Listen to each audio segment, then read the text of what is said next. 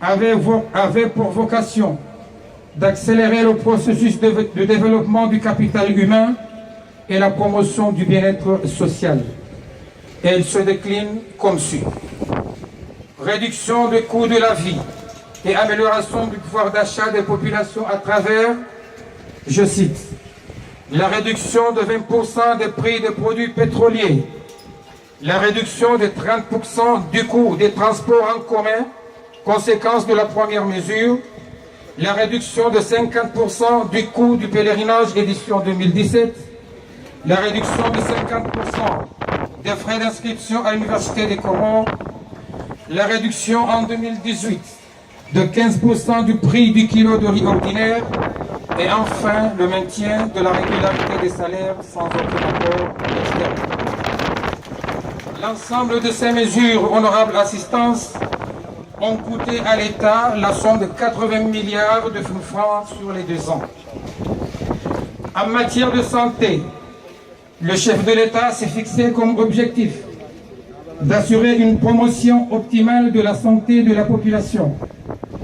C'est ainsi qu'en marge du projet phare de construction du centre hospitalier El Marouf et de la révision déclenchée du Code de la santé, des actions capitales ont été développées, entre autres, la promotion de la loi sur l'assurance maladie généralisée et engagement du processus de sa mise en place pour une entrée en vigueur en 2019.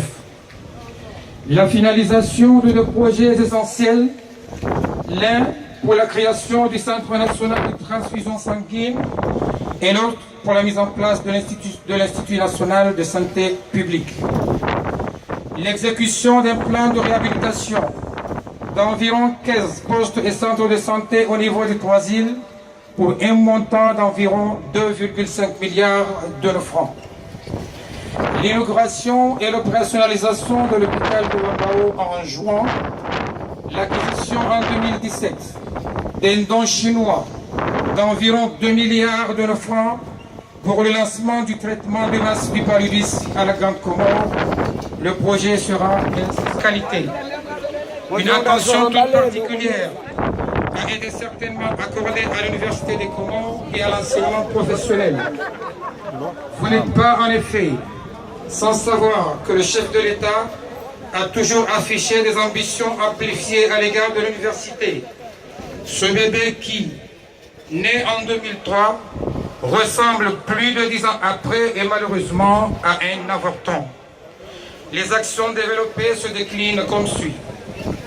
Construction pour environ 2 milliards de francs de plus de 200 salles de classe au niveau des 3 îles. Relance à l'Université des Comores des travaux de construction des amphithéâtres d'une capacité de 1000 étudiants pour un montant de 1 milliard de francs. Soumission au Fonds croatien pour financement et sur instruction de l'Institut national de langue arabe. Financement acquis du Croissant-Rouge émirati du projet de construction de l'internat à l'Université des Comores. Inauguration et remise officielle de l'École nationale d'agriculture d'Ouanani à Monthéli et mobilisation en cours des projets pour 3 projets de formation professionnelle dans le secteur du bâtiment, du tourisme et des technologies de l'information et de la communication. L'octroi de 200 bourses à des jeunes comoriens pour des formations professionnelles à l'étranger. Réforme engagée pour la généralisation de la formation des enseignants à tous les niveaux, primaire, collège et secondaire. Et enfin, réforme engagée pour la généralisation pour initier la création de nouvelles centrales thermiques au niveau des 3 îles. La réhabilitation des centrales hydroélectriques en Jean-Denis, la construction des centrales solaires au niveau des 3 îles, la réhabilitation des réseaux électriques au niveau des 3 îles, le développement de la géothermie à la Grande Comore, l'élaboration du schéma directeur d'énergie et enfin le renforcement du cadre institutionnel du secteur.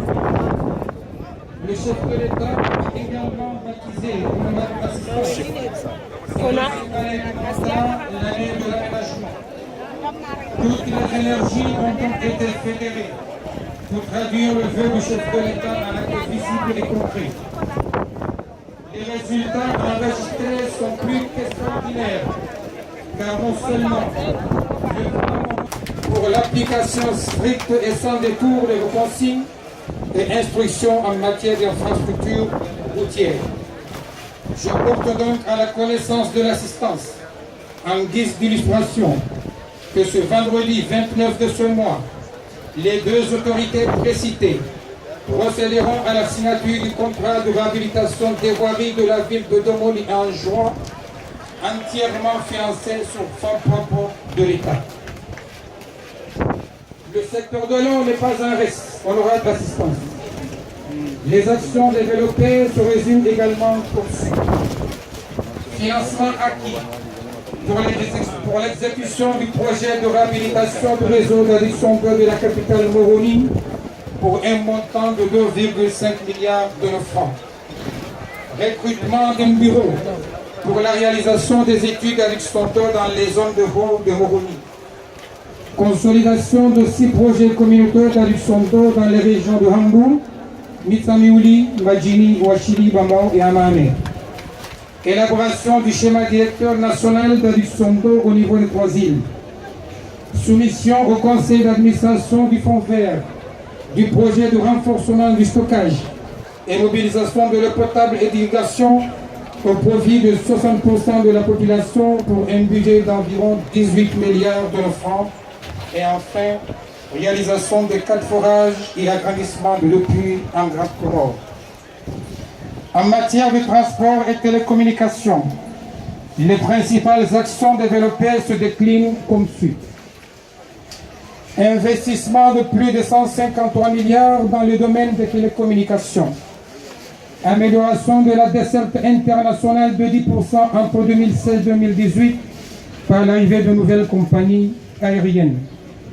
Signature en 2017 d'un mémorandum d'entente avec la société chinoise China Hoba pour la construction d'un aéroport international en Grand Comore, la réhabilitation des aéroports de Moïli et Anjouan et le développement d'infrastructures portuaires à Moïli et Anjouan. Signature d'un mémorandum en 2017 et du contrat définitif de réalisation en mai 2018 du projet de réhabilitation et extension du port de Moroni avec la société chinoise CRBC. En marge de la politique de développement d'infrastructures d'appui à la croissance, le chef de l'État a aussi opté pour une stratégie de relance des secteurs porteurs ainsi que la mise en place d'actions structurantes de l'économie nationale. Enfin, le secteur agricole a été au cœur des préoccupations du chef de l'État durant toute la période, avec la création de l'Office national de la vanille pour relancer la filière, l'instauration de la Journée nationale de la vanille et la mobilisation d'environ 20 milliards de francs pour le développement des chaînes de valeur dans les filières agricoles, c'est-à-dire la professionnalisation et l'industrialisation du secteur. S'agissant du tourisme, deuxième secteur porteur, d'importantes actions de relance ont été négociées avec des opérateurs étrangers et ont consisté essentiellement à développer des infrastructures hôtelières dans les zones stratégiques du pays. Il s'agit notamment des opérateurs ci-après, la société Vigor International pour la rénovation des hôtels Itsala en Grand Comore et à Amal en juin. Et s'agissant de l'hôtel Itsala, les travaux de rénovation et de remise en ordre sont presque arrivés à terme et l'inauguration est prévue dans le courant du mois de juillet 2018. Le groupe Armada pour le projet de construction d'un complexe hôtelier dans les sites de Galawa et Maloudia. La société GLD pour le projet de construction d'un complexe hôtelier à Loudé. La société MCP Group Holding pour le projet de construction d'un complexe hôtelier à Noumachua à Moïli. Et enfin, pour le Croissant Rouge Émirati, pour le projet de construction d'un hôtel à Valamboni en Grand Comore. et pour lequel les travaux ont déjà démarré.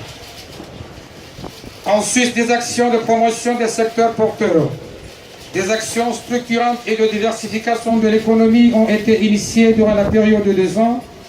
Il s'agit entre autres de la création de la Société nationale des investissements par le décret du chef de l'État, de la création de la Compagnie comorienne de navigation maritime, de la création de la Société mixte Comore de concassage, de la réhabilitation en cours de la Société nationale des ports et enfin de la réhabilitation de la Société nationale des pêches.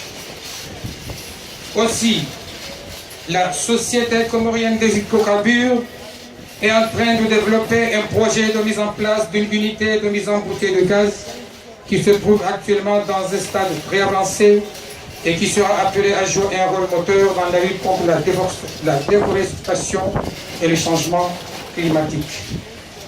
Honorable assistance, les lois de finances soumises au vote de l'Assemblée durant les 2 années, lesquelles prévoient des recettes propres moyennes de 70 milliards de francs, constituent une première dans l'histoire du développement de notre pays, et cela quelles qu'en soient les polémiques qu'elles auront suscitées.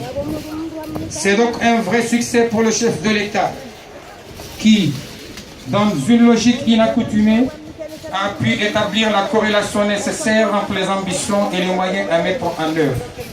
Car pour être franc, peut-on financer l'émergence à partir de la mendicité?